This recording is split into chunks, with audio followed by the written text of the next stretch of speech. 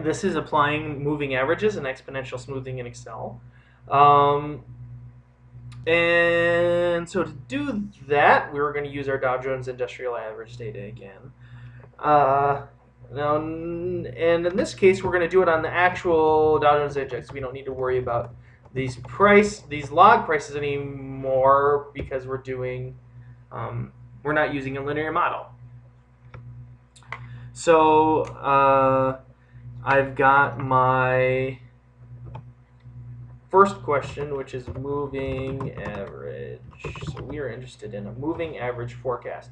Now, the key about moving average is you have to have enough data. So here I've got, let's just say we'll do a 5-period moving average. So I'm going to take these 5 data points, 1, 2, 3, 4, 5. That's my moving average. Now this is what you don't want to do, right? If I do this, this is what you're tempted to do. AVER average. If I do this, there you go. There's my prediction, right? I predicted 296. I actually got 317. Oh, you know, and I'm off by a little bit. This is not what you want to be doing. Okay. The reason is that you got to think carefully. So I'm using October, November, December, January, and February data. Now, if I use October, November, December, January, and February data, what am I predicting? I should be predicting March. So this should not be here. This should be here. I am predicting March. So if I want to see how good I did, I need to compare with March, right? October, November, December, January, February needs to compare against March. So if I look at this, my box that I used is skew. Okay, this is the #1 problem with doing these. Is no matter what, we're always getting confused what we're actually forecasting. So just take your time and think. It should be kitty corner. It should use the past to predict the future. And now, if I want to find out my forecasting error, I can just go straight across and say, this is what I got. This is what I predicted. I was off by 12 points. Okay. If I just copy and paste, notice that my average box has slid down with me. That's why this is a moving average. So we're just taking the average of the most recent 5, and Excel is perfect for that because we just say fill down, and it will do its business. So there we go. So now we have our moving average prediction. So that's the moving average, and we can do errors just like before. So this minus this, that's our error. I can take the absolute value of it. I can do the square of it, and everything else that we like to do with errors, just like last time. That's the moving average. So now let's do the exponential smoothing. This one takes a little bit, slightly more work. First, we have to specify an alpha, and I'm just going to type 0.05 up here as our alpha.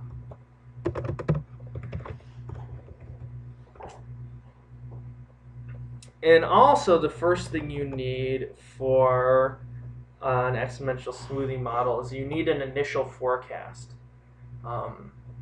And so in the problems, I'll tell you what to use for an initial forecast. In this case, we're going to use just 252. So now this is the trick. This is the trick. 252 is my forecast. I'm going to put it here. Why am I putting it there? Because we want to use, so 252 is our forecast that we would be forecasting this, right? So if we were doing errors, we would say predicted minus forecast, right? And we would be off by a little bit. So now, if I wanted to actually forecast this here and assume that this was the forecast for this period here, it would have to be up here. And we'll say, all right, now the formula for forecasting, for exponential smoothing, is the new forecast is equal to the old forecast, old forecast plus alpha times the current data minus the old forecast. Okay, that's what it looks like. Oops. So we need to fix that to be those exact things. Actually, let me just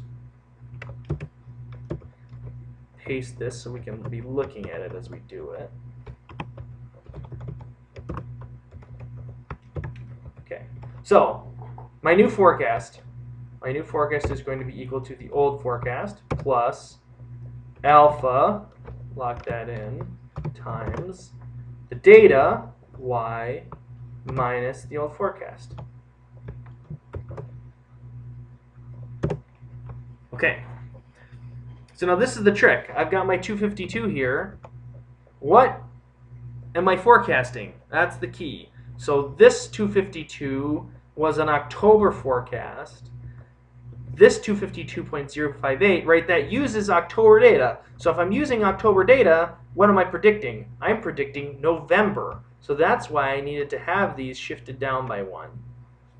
Right? This uses October data, so it must be a November forecast. Again, we've got it's not kitty corner because we've moved over 2 rows, but here's some data, and you have to go up and over when you look at the data. Okay, so this is our new forecast. If we went errors, we would take this minus that. We get, oops, excuse me, y minus y hat. Now if I want to do the next one, well, because I made the alpha reference absolute, but the other reference is relative, I can just copy and paste. So now notice, what am I doing? I'm using November data and the November forecast to forecast December. And we're off by quite a bit. Okay? Now, but notice our forecasts have increased, right? We're going higher because our data is going up. Now, if I increase alpha, I make alpha 0.5, now we're moving up more quickly. 0.9, we're moving up very quickly. Okay, so the speed at which we update with new data is affected by this alpha. Okay, so control down, that's not what I wanted, yes, and fill down.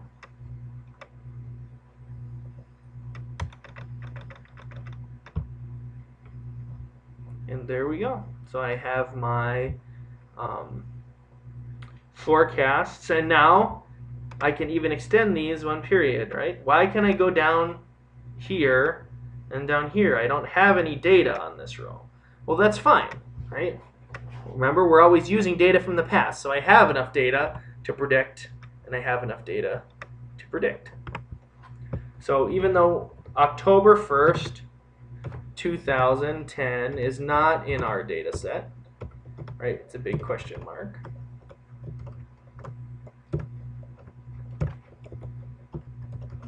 We can make a prediction.